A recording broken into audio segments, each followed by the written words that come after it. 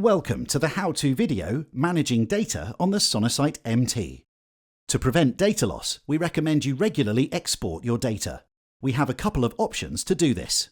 You can export data to a USB storage device and then transfer your data to a computer.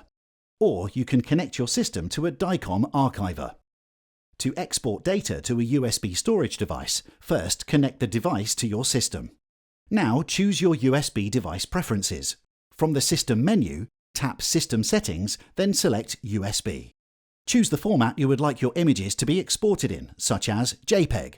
There are a few other export options you can choose as well. Now that we have our export options selected, let's export some data. You'll need to select a study from the patient list and then choose to send the study data to your USB device.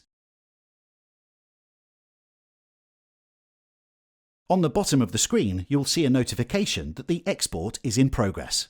Please note that you can't export an open study. You must end it first. Now let's export data in DICOM format to a USB. On the USB settings page, set your export options to DICOM. You can choose image formats and include certain types of structured reports. You can also send data direct to an archiver. First, configure your DICOM preferences on the Connectivity Settings page and start configuring your DICOM connection. On the DICOM configuration page, set up your system's location and connections to a worklist, archive, storage commit, and MPPS servers.